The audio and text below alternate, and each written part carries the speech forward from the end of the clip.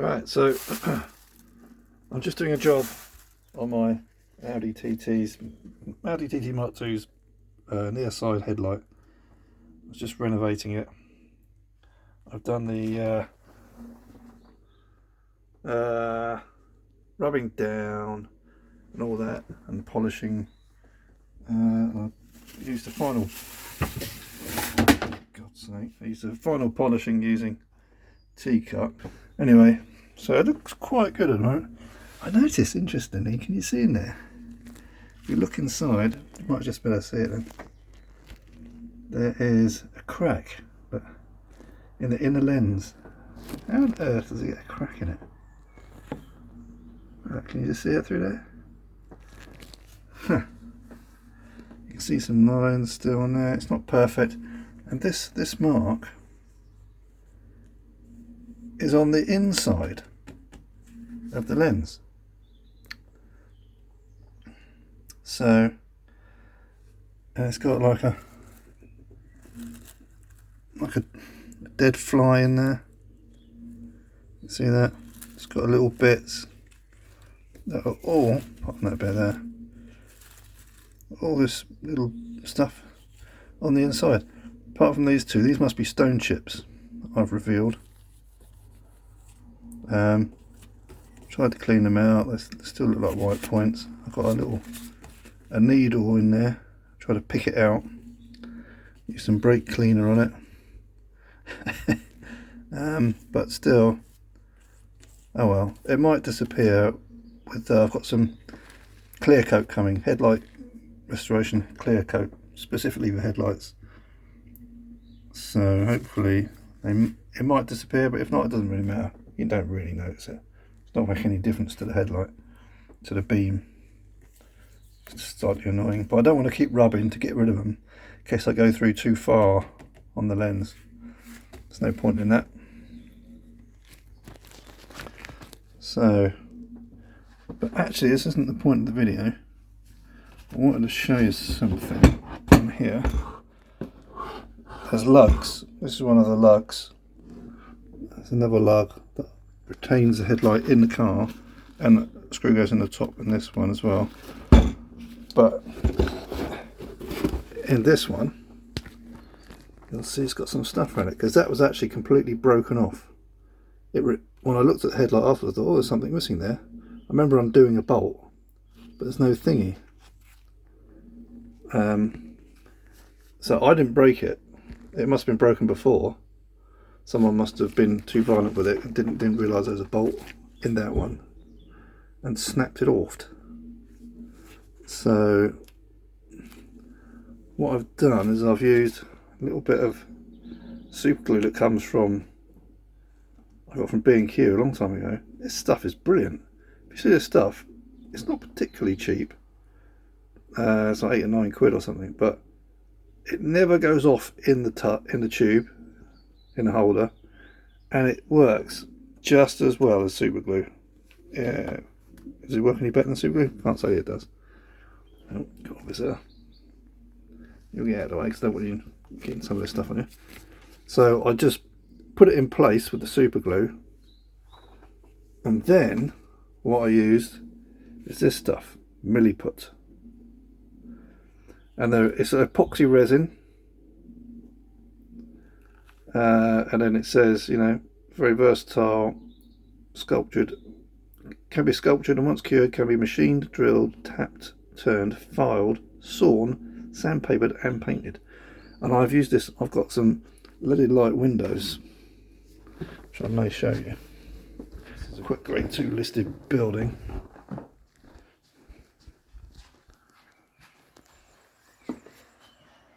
And with the leaded lights, I don't know if you can see that, focus, have come away. Leaded lights, get rid of the cobwebs and cat hair. See, the lead light bent away, and it's just a gap, just basically a gaping hole where wind whistles through in the winter. Lovely. See, other leaded lights here are okay. Someone's put some sort of, I don't know if that's some sort of aftermarket bar on there. Anyway, and that is Milliput. It sets like metal.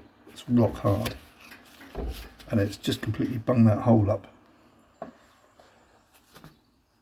If we look at another example here, I did another little, did I do a little bit there?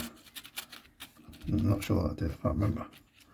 But this is where it looks straight, and that C is where it's bent out. So it sets like metal. So here we have the headlights. So what I've done is I've used that, encased that, so stuck it on there, then put all the way around it on the top and underneath. So it becomes like one. All that going around, it becomes like one, and it's not brittle at all. It does set like metal. So I'm thinking it's probably going to hold it. We'll see. I think it'll be like as good as new. No one's going to see it, but it will do its job. Although the headlight is held in okay. It was held in okay with the other two. This one on top, like I say, and the other one that side, which is in one piece. Someone's obviously got a bit gung-ho.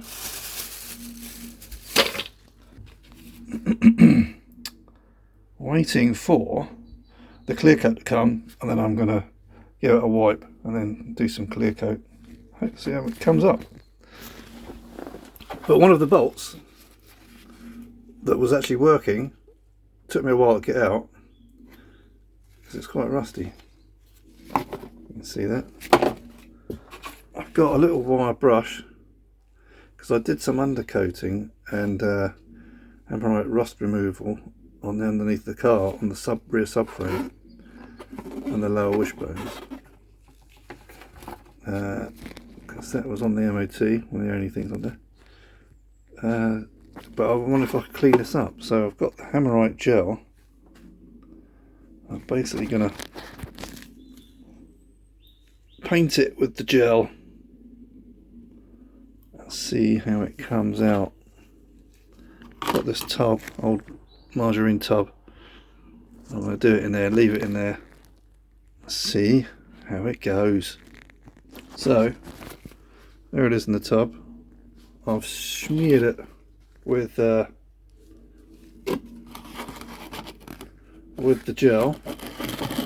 Or maybe I could have wire brushed it a bit more actually at the top.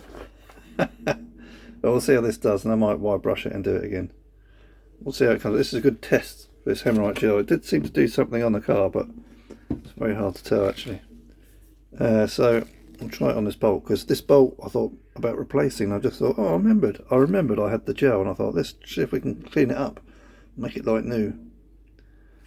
Let's see. We'll come back later. Okay, so here we are. My clear coat hasn't turned up yet, but we can look at the bolt in the tub there and see how that's doing, what's going on with that. Give it some more cleaning up, I think, as I'll show you in a second. That it needs more Hammerite gel and wire brushing in Hammerite gel again, I think. Try and get it cleaner because it's still looking quite rusty.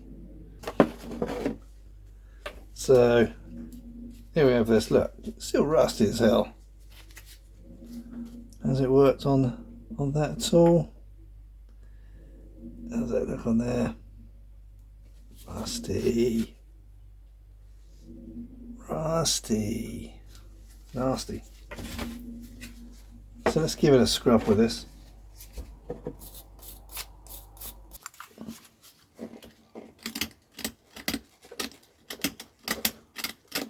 I'm using the Stanley knife to scrape the crap off. Now what I forgot actually is that the rust gel remover, although it says, well, if you read the advert, look, so you can see, got a picture on there, it has like rust gone and back to like silver, metal coloured or whatever.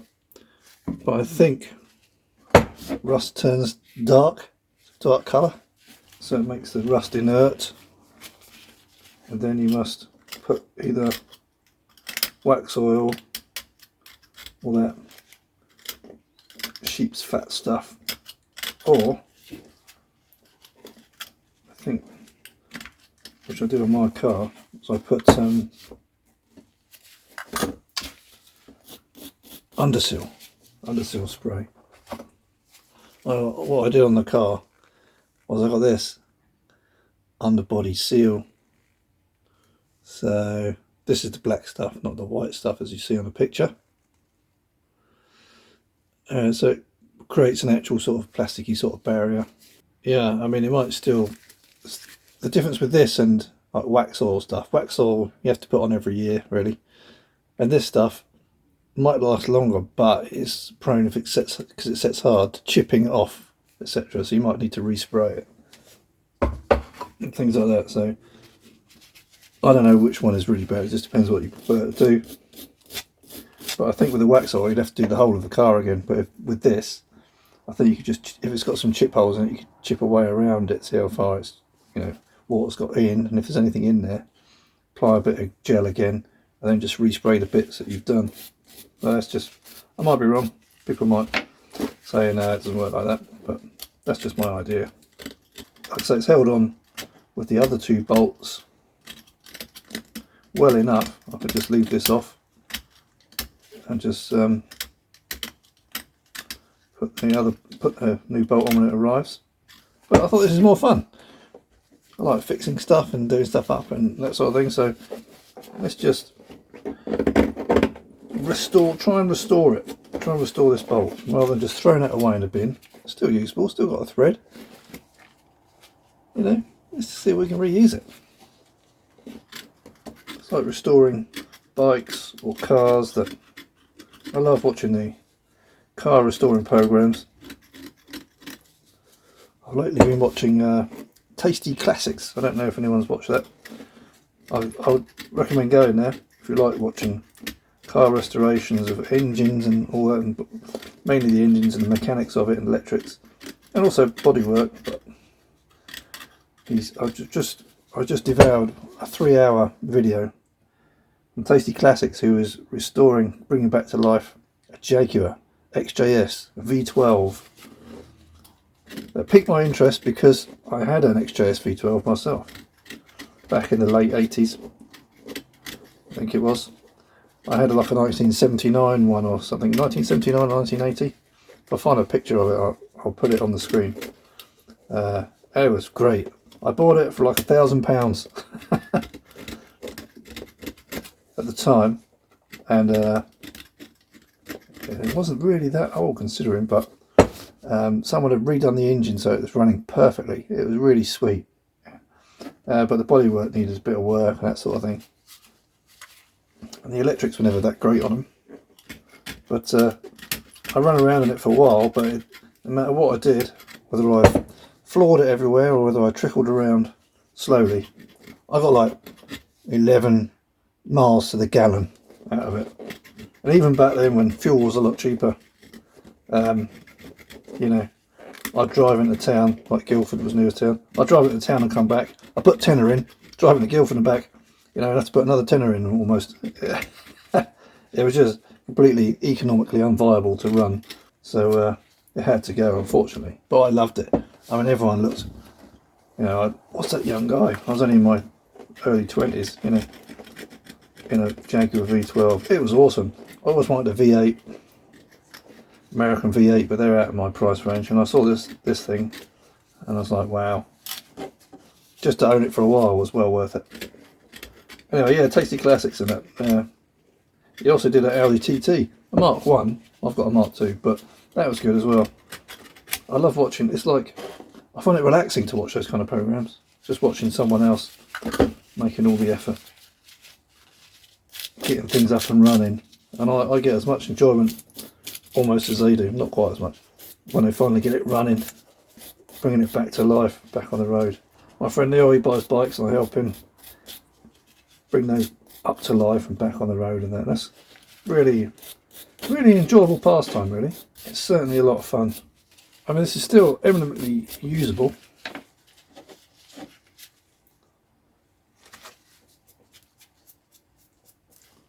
So what I'll do is I'll redo that again with the gel.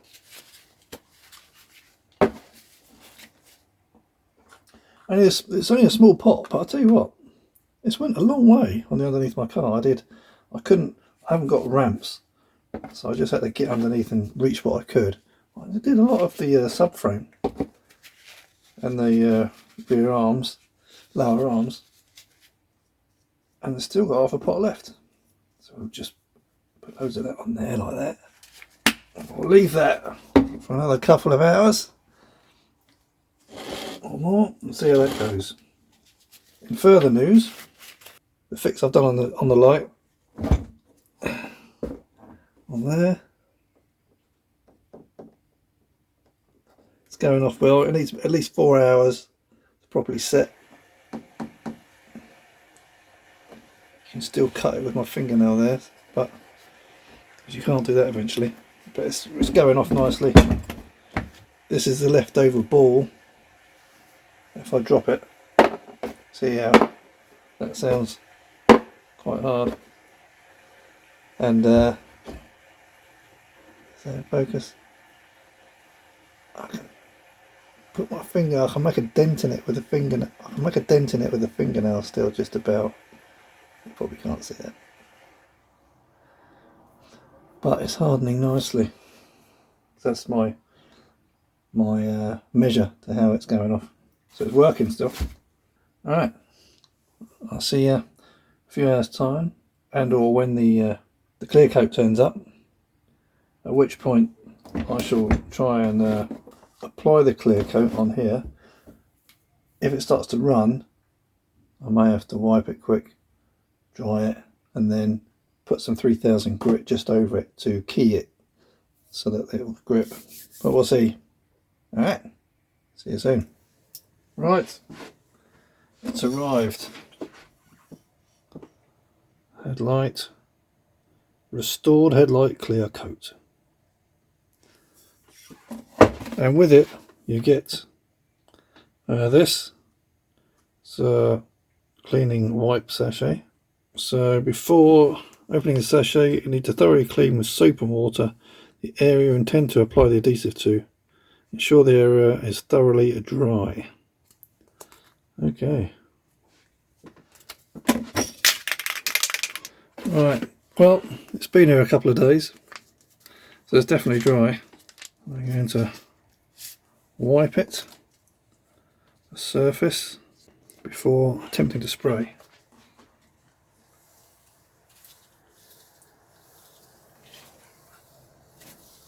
It said wipe it in one direction only, for some reason. Allow it to dry. I'm going to give this a shake. I've been shaking this for a minute or two already.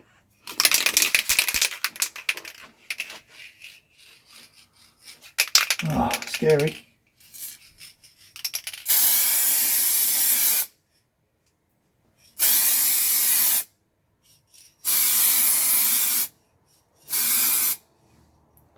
Oh, look at that. Came out of the can. Too much in one go. This is just the first. We'll call that one coat. And we give it 3 minutes drying time. Then we put on the second coat. Pause. That was 4 minutes. A little bit longer. So that's only the first coat. It says 2 coats. I might do more than 2 coats. Let's see. Do it again.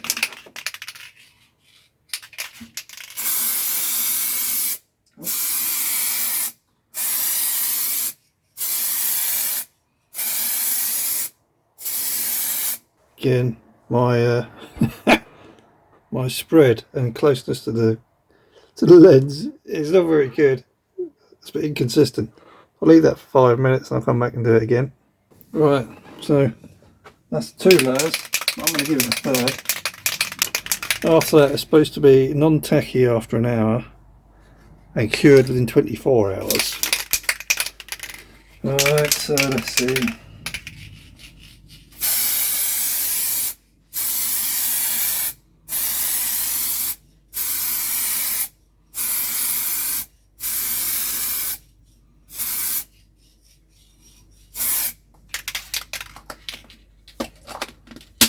So I've still got loads left in there.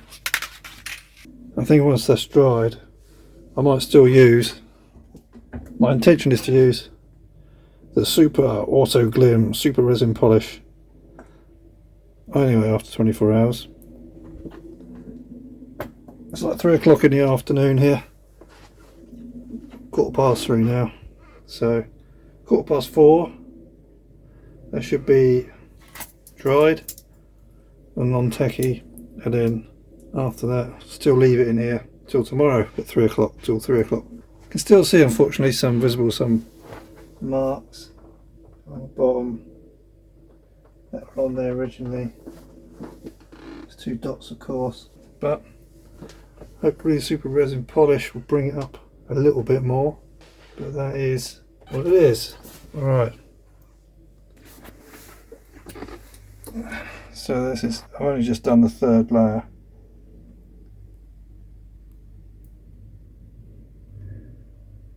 So it's still got to dry at the top there. Those sort of marks hopefully will go.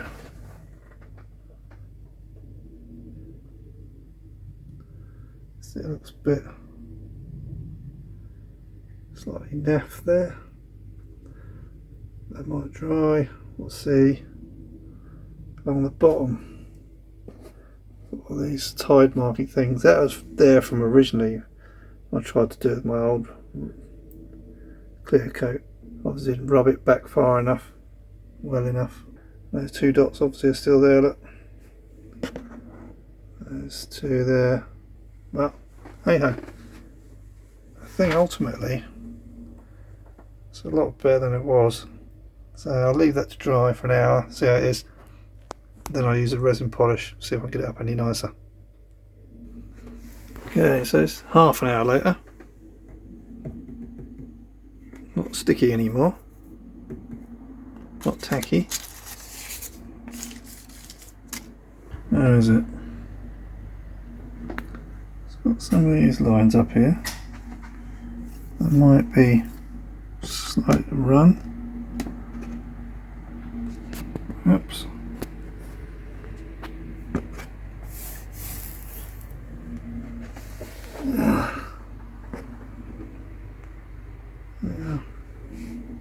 Far from perfect, but I'll just turn this light off.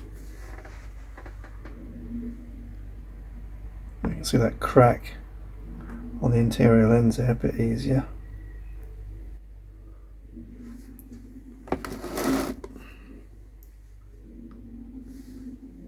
Right. From a distance, perfectly usable, but yeah, still some old marks on it. I think the end result is only as good as the preparation, clearly. Now I have to leave it for 24 hours fully harden. That's what it says on the can. Side to side motion, avoiding any runs. Yeah, good luck with that. But it's not too bad actually, even though mine isn't perfect. Apply 2 applications, allowing 3 to 4 minutes drying in between. So I did 3. Shake in between layers. I did. I never stopped shaking it in between layers. After spraying the final layer, the surface will be tack free after 1 hour. It's less than an hour and it's tack free. And cured within 24 hours. Headlights need to be kept dry during the curing period at a temperature between 15 and 25. Do not wash or drive the vehicle within this period. And it says non-yellowing formula, tough, scratch and impact resistant coating. Produces a watertight seal over the lens surface. So there's like a permanent seal. Yeah, far from perfect, but good enough. So yeah, recommendations to anyone out there: make sure you do your preparation really well. And this, I think, must have been, I haven't noticed that before, it must have been from my actual spraying, so maybe I should rub that a bit, do another spray, but it's absolutely fine. This headlight doesn't look exactly like the other headlight. The other headlight is brand new, because it was in a, someone reversed into the car with the previous owner, smashed the headlight and did the bumper in, so we had a new bumper and respray and new headlight. But the new headlight has a sort of like a, it's like a smoky tint to it or something, whereas this one seems lighter. So they're never going to match exactly, but this will do for now. I might try and get a headlight that's the same as the other one. We'll see what it's like after the resin polishing. See you then. Here's the bolt. Still looking dark, but I think it says you can see a little bit of silver coming through there on the bottom. Not really. I think there's too much rust on it. It's perfectly usable though. Little bit of copper slip on there. Didn't come up silver though, like on the picture on the can. On the doesn't know, rusty to that. Maybe not. I think it just turns rust into something else. So okay, that's that. The other thing is my fix on this. How's that doing? Several hours later. Well, I can pick it up. Sorry, I can pick it up, wobble it around while holding onto that, and that doesn't move at all. That is solid as a rock. Pick the whole lamp up with it. Nothing, no movement. I can recommend that milliput stuff. Absolutely fantastic stuff that is. That was completely snapped off. Now it's back on, can be reused in its original purpose. No problem. That needs to be done again a little bit. But I think I'll use the old polish. Might be able to buff that out. Oh. Right, curiosity's got the better of me. So this is a couple of hours after I've done this. I was going to wait till tomorrow because it's got that weird stuff going on up there. Ooh, what's happening with this? I wondered if this T-cut was so good at being the final polish before I did this. So let's give this this.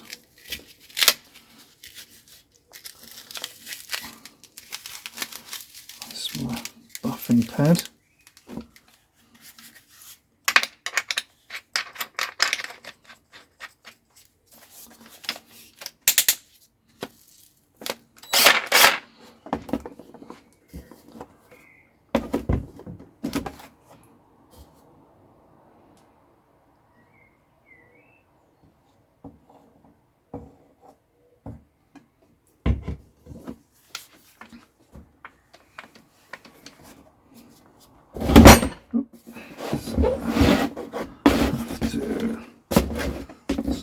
Give it some pressure.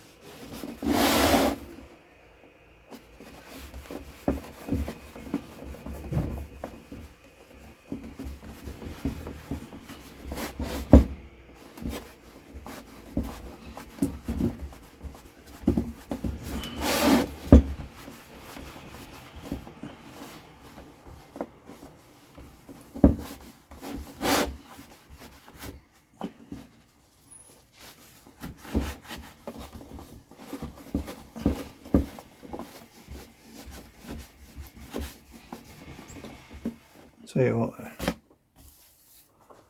that is a whole lot smoother. That's a whole lot smoother.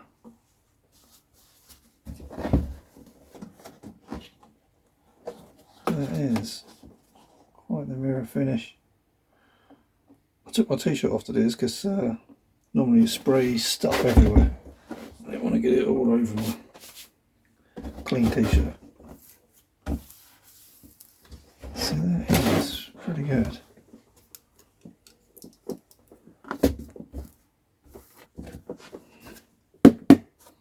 Do the super resin polish now, because that's not taking any layers off. That's just really polishing it up. I may be very slightly. I'm pretty happy with that generally. It's just that the lens is old, I think, really, more than anything.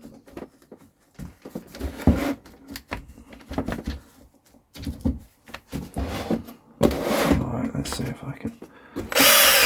Yeah, this is going to spray.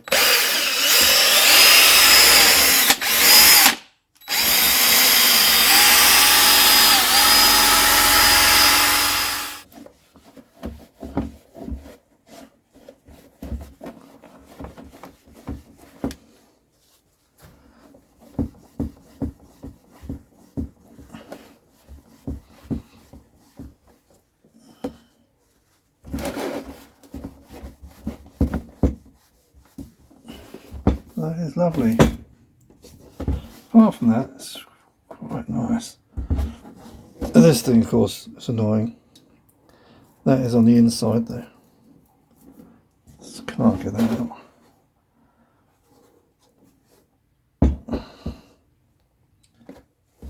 My poor spraying. My very poor spraying technique. That was, but apart from that, I like it. I think it's done all right. I think it's done all right. Apart from that, I think pretty much as good as it gets on an old headlight. Lovely. Thanks for watching.